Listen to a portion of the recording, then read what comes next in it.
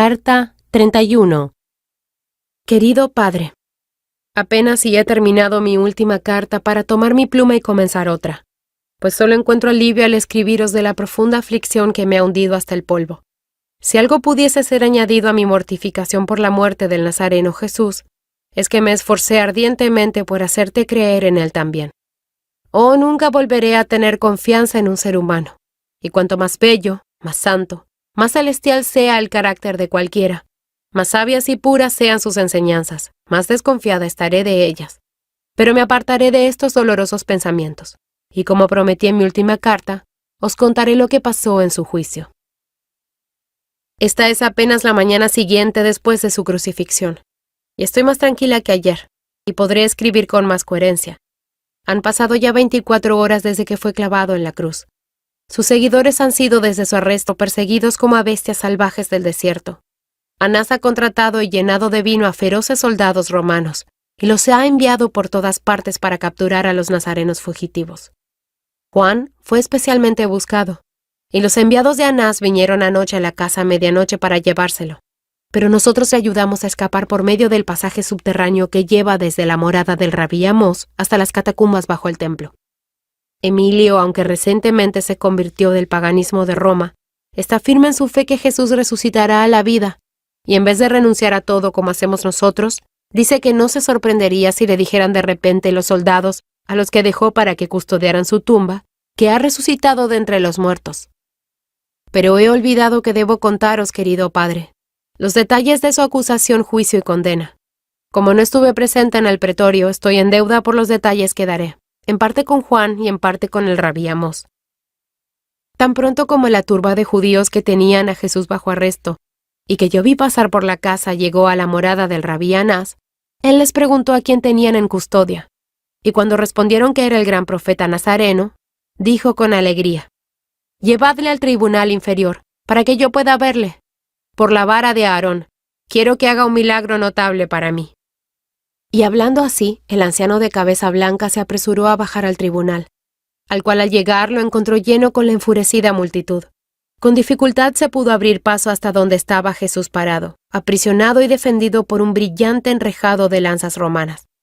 Después de mirarlo detenidamente, le dijo con curiosidad, pero con sarcasmo: «¿Eres tú, pues, el rey de los judíos? ¿Has venido a reinar en el trono de David? Muéstrame una señal del cielo y te reconoceré, oh Nazareno». Pero Jesús se mantuvo calmado y digno, sin dar respuesta. Entonces Anás lo agarró con enojo por la barba, y en ese momento llegó un mensajero para decirle que Caifás, el sumo sacerdote, exigía que trajeran a Jesús ante él. Ante esto, dijo en alta voz: «Llevadlo al palacio. Caifás, mi yerno, verá al hombre que destruirá el templo y que lo reconstruirá en 3 días». Se elevó un espantoso grito de los sacerdotes y del pueblo, que corriendo hacia Jesús gritaban: «¡Crucifícale!», e intentaban agarrarlo mientras lo custodiaban por las calles. Pero al protegerlo, como se les había ordenado, los romanos hirieron a varios de los judíos. Entonces hubo un gran grito de sedición, y decían: «¡Derribad las águilas romanas! ¡Abatid a los bárbaros! ¡Muerte a los gentiles!». Estos gritos fueron acompañados de una temible arremetida de la multitud de hombres sobre el puñado de guardias. Fueron forzados a retroceder. Sus lanzas se rompían como pajas o se apartaban, y Jesús se libraba con éxito de su fuerza. Pero en plena batalla apareció Emilio con una porción de la legión que él comandaba, e instantáneamente arremetió contra el pueblo, el cual huyó delante de los pechos de sus caballos y rescató al profeta. «Rabí», dijo Emilio al profeta, con compasivo respeto, «sé que tienes poder de Dios para dispersar como paja esta manada de demonios. Habla y que perezcan bajo tu divina orden». «No, hijo mío. Yo he venido al mundo para esta hora», respondió Jesús. «Esto también es parte de mi misión, de mi Padre. Me conviene soportarlo todo, incluso la muerte». «No puedes morir, mi señor», dijo Emilio cariñosamente. «No os miré levantar a Lázaro del sepulcro. Vine a este mundo para morir, pero no por mí mismo.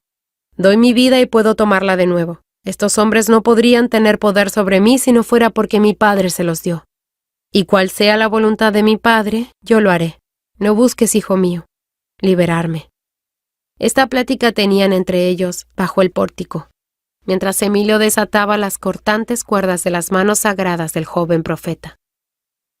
¡A Caifás! ¡A Caifás!, gritaba la multitud, quienes por un momento habían estado asombrados por la valerosa carga del caballo romano. Pero se volvieron más impetuosos a medida que algunos hombres quitaban de la vista a los muertos y heridos. ¡Al palacio con el blasfemo! Porque el que se hace llamar Dios por nuestra ley será castigado con la muerte. Llevadlo al sumo sacerdote. Puedo rescataros, gran profeta, dijo Emilio resueltamente. Dime la palabra y estaréis montado en mi caballo y a salvo en el castillo de David. El sumo sacerdote ha enviado por mí. Él debe ser obedecido, respondió Jesús. Y Emilio, sorprendido por su rechazo a escapar, lo escoltó con pesar hasta el palacio. Las ventanas ya destellaban con antorchas, y la espléndida sala de Aarón se iluminó con 100 llamas. Caifás ya estaba en su trono, aunque ya había pasado la medianoche. Tiempo no conveniente para sentarse en la sala del consejo. Pero su deseo de que Jesús fuera llevado ante él lo llevó a tener una audiencia extraordinaria. Una veintena de ancianos y sumos sacerdotes estaban parados a su alrededor, sus rostros sombríos y ansiosos observando seriamente la entrada para poder ver al profeta que se acercaba. Mientras Jesús entraba serenamente, guiado por el afligido Emilio, Caifás reclinó su figura alta y demacrada, levantó su cuello y su enorme cabeza con anticipación, y con ojos agudos y miradas penetrantes y escudriñadoras, examinaba a aquel, a quien miraba celosamente como si fuera su enemigo. La multitud que se apresuraba a entrar pronto llenó la enorme sala, e incluso se amontonaban en la tribuna, sobre la cual estaban sentados los escribas, los ancianos, y muchos de los principales sacerdotes.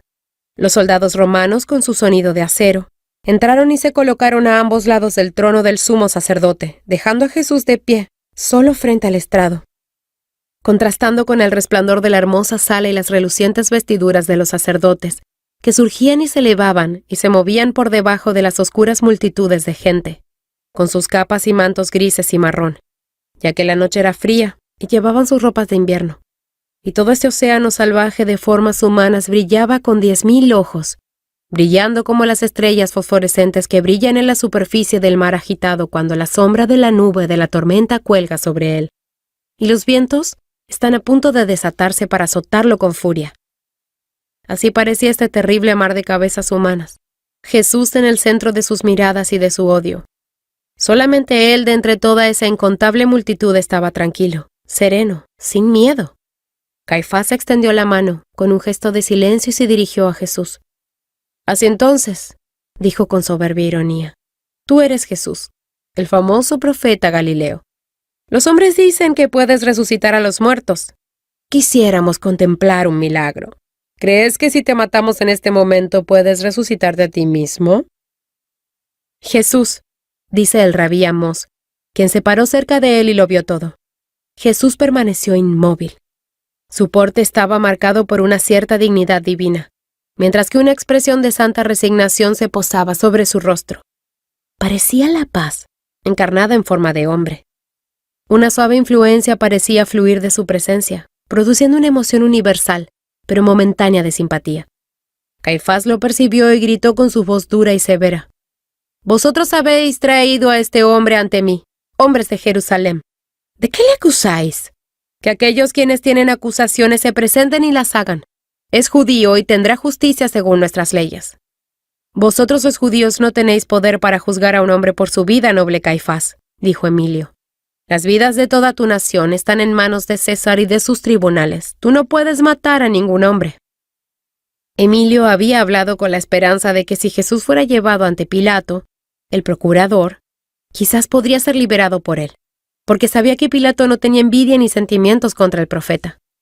Dices bien, noble romano, respondió Caifás, pero por el crimen de blasfemia contra el templo, el César nos permite juzgar a nuestro pueblo por las leyes de Moisés.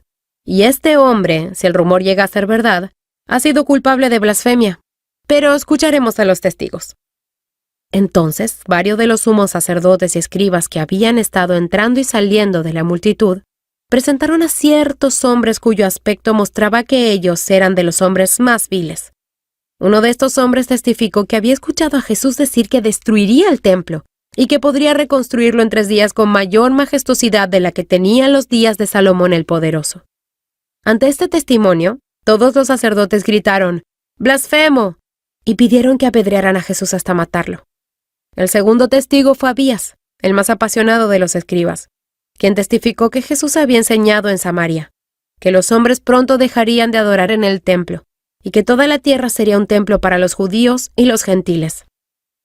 Tan pronto como se oyó esto, algunos de los hombres crujían sus dientes contra Jesús, y de no ser por los gestos y la fuerte voz del sumo sacerdote, habrían tratado de tomarlo en su poder. El tercer testigo, un hombre que era conocido por sus crímenes, apareció. Llevaba en su brazo un gallo, con navajas de acero en las espuelas, como si acabase de ser sacado del fondo de una palestra de gallos para dar testimonio, pues ese era el tipo de hombres que eran sobornados por los sacerdotes. Testificó que Jesús dijo que pronto llegaría el día en que no quedaría ni una sola piedra sobre otra en el templo, que lo había llamado cueva de ladrones, a los sacerdotes guías ciegos y engañadores, a los escribas zorros y los fariseos hipócritas. Pero el cuarto y el quinto testigo se contradijeron entre sí, al igual que los otros. Tal testimonio contrario desconcertó e irritó a Caifás, y confundió a los principales sacerdotes y escribas. El sumo sacerdote comenzó a darse cuenta que Jesús tendría que ser liberado por falta de testimonio en su contra. ¿Qué? Galileo y blasfemo de Dios y su templo, ¿no respondes nada?, gritó el sumo sacerdote.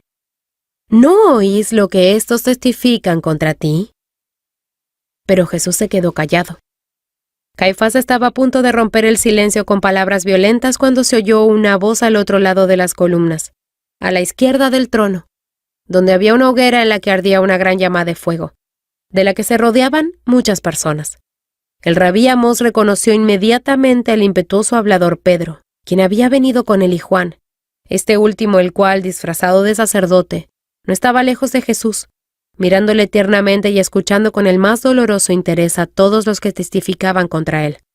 Pero Pedro estaba más lejos, junto al fuego, pero no menos ansioso de escuchar a todos los que pasaban. «Tú eres uno de los seguidores del Nazareno», exclamó una criada que traía leña para alimentar el fuego. «No es necesario que lo niegues. Yo soy de Galilea y te conocí cuando aún eras pescador. Prendedle porque es uno de ellos». «Mujer, juro por el altar y el arca de Dios y por las tablas sagradas, no conozco a este hombre. Nunca he visto Galilea». «Tu manera de hablar te descubre», exclamó la mujer. «Tú eres Galileo, y tu nombre es Simón, el hijo de Jonás. Te conozco bien, hace como 3 años tú y tu hermano Andrés dejaron sus redes para seguir a este Nazareno. Que los truenos de Horeb y la maldición de Jehová me sigan, si lo que dices es verdad, mujer. Me confundes con otro hombre. Os juro por la cabeza de mi padre, hombres y hermanos, que nunca antes había visto su rostro. No conozco a este hombre». Mientras hablaba, dijo Juan, dirigió su enojada mirada hacia el lugar donde estaba Jesús. Miró los ojos de su maestro con una mirada tierna y reprobadora, tan llena de compasión dolorosa, mezclada con perdón, que vi a Pedro salir como herido por un relámpago. Luego se puso las 2 manos sobre su rostro y lanzando un grito de angustia y desesperación, el cual llamó la atención del sumo sacerdote. Y llegó a todos los corazones. Salió corriendo por la puerta abierta hacia la oscuridad y desapareció. Mientras lo hacía, el gallo, que estaba atado al brazo del tercer testigo, cantó 2 veces en un tono fuerte. Entonces recordé las palabras que Jesús le dijo a Pedro 12 horas antes. «Esta noche, antes que el gallo cante en la primera vigilia de la mañana, negarás 3 veces que me conoces». Ante esto, añadió Juan, volvió mi confianza en mi maestro plena y firme, y sentí que él no podría ni sería lastimado, porque sabía de antemano todas las cosas que iban a sucederle, y así escaparía de la muerte. Finalmente, después de una gran excitación y disensión entre los ancianos, sumos sacerdotes y escribas, Caifás colocó a Jesús ante su gran concilio, a petición de ellos. La sala de ellos estaba junto a la suya.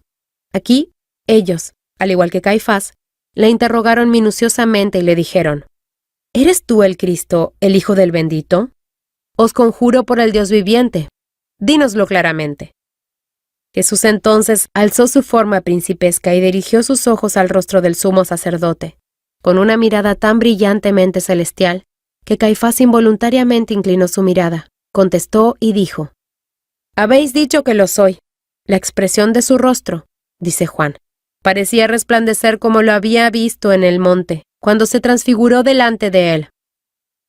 «Hombres de Israel y de Judá, escuchad sus palabras», gritó el sumo sacerdote. arrancando el cordón azul de su efod. «Escuchad su blasfemia. ¿Qué os parece? ¿Necesitamos más testigos que su propia boca?»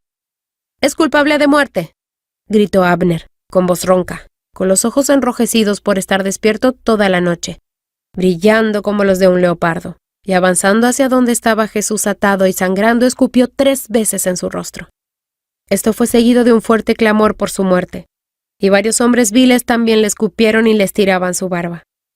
«¿Es esto justicia judía?», gritó Emilio con indignación a Caifás. «¿Condenas y matas a un hombre sin testigos? Apartaos, porque los romanos no están acostumbrados a ver hombres condenados sin ley.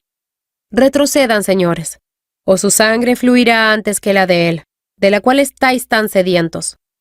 Con esta actitud decidida retrocedieron por un momento, y dejaron a Jesús de pie en medio, triste, pero sereno. Juan corrió hacia él, y limpió la sangre y la inmundicia de sus labios, mejillas y barba, y le dio agua, la cual la mujer que había reconocido a Pedro trajo por compasión en un cántaro. «Maestro, usa tu poder y escapa de ellos», susurró Juan. «No, no me tientes, amado», contestó. «Mi poder no es para mi liberación, sino para la del mundo. Puedo hacer grandes obras por vosotros, pero no hago nada para mí. No he venido a salvar mi vida, sino para entregarla. Mi hora está en la mano». «Que no os asuste un puñado de romanos, hombres de Jerusalén», gritó Abner. «No hay una legión en toda la ciudad. Aquí somos amos si queremos. ¡Al rescate! Déjame oír el rugido del león de Judá en su poder, y el águila de Roma gritará y se irá volando. ¡Al rescate!». «Esperen, varones y hermanos», gritó Caifás, quien tuvo suficiente juicio para ver que el primer golpe sería el comienzo de una revuelta que derribaría la ciudad, porque el ejército romano tenía su cuartel en Siria, y terminaría con la destrucción de la nación. «Esperen, insensatos». Pero su voz no se escuchaba en medio del estruendo de la tempestad humana. Emilio y sus hombres eran llevados en la cima de la ola que surgía, y tan apretujados por los cuerpos de los judíos que no pudieron hacer uso de sus armas. En la salvaje confusión, Jesús fue llevado por las manos feroces hasta el extremo opuesto de la sala del consejo, mientras que Caifás se esforzaba por apaciguar la ira de Emilio, quien insistía en que la suerte de Jesús debía dejarse en manos de Pilato, el procurador. Cuando Emilio, ayudado por la autoridad de Caifás, finalmente llegó al lugar donde había sido arrastrado Jesús, lo encontraron con los ojos vendados en medio de una muchedumbre de los más viles de Jerusalén, quienes se divertían golpeando sus mejillas y pidiéndole que les dijera, por medio del conocimiento divino, quién era el que le hacía esto. También le ponían dinero ante sus ojos vendados y le pedían que dijera su valor o inscripción, y al guardar silencio, lo golpeaban. «Te dejaremos ir, Nazareno», dijo uno, «si me dices cuántos cabellos tengo en mi barba». «No, que adivine», gritó otro, «lo que di por mi cordero para la Pascua en el mercado, y el nombre del samaritano al que se lo compré». «Olvídate de tu cordero, Cis», gritó un tercer hombre lanzándose hacia adelante. «Quiero oírle profetizar. ¡Qué Galileo! Silencioso y sin ánimo». Y dejó caer un golpe con su bastón sobre la cabeza de Jesús que lo hubiese derribado en la tierra de no haber sido por la voz de Caifás, que detuvo en parte su fuerza. «Hombres de Israel», gritó en voz alta, «este nazareno pestilente es un blasfemo. Lo hemos oído con nuestros oídos y de acuerdo a nuestra ley, él debe morir, porque se ha hecho a sí mismo hijo de Dios. Pero César nos ha quitado el poder de la vida y la muerte de nuestras manos. Los judíos no podemos matar a nadie, solo los romanos. Hay pruebas de que él ha hablado en contra de César y que es un rebelde. Llevémosle ante Pilato con esta acusación». Estas palabras agradaron a la gente, y habiendo repuntado a Jesús con mayor seguridad, todos gritaban a una sola voz: «¡A Pilato! ¡Al pretorio!». La multitud salía entonces por las puertas del palacio, como un río espumoso que se desborda, y con gritos terribles, que escuchábamos incluso desde nuestra casa, tomaba la dirección hacia el pretorio. Fue con dificultad que Emilio pudo proteger al profeta de forma segura desde la colina hasta la entrada del pretorio, en el que entró con su prisionero, justo cuando el sol comenzaba a dorar las cumbres más altas del templo. En otra carta, querido padre, continuaré el relato de su juicio cuyo recuerdo, mientras escribo ahora, casi reaviva de nuevo todo mi amor, fe, devoción y confianza en él. Pues ¿quién, sino un hombre sostenido por Dios, podría haber soportado tan mansamente todo este dolor, insulto, humillación y vergüenza? Adina.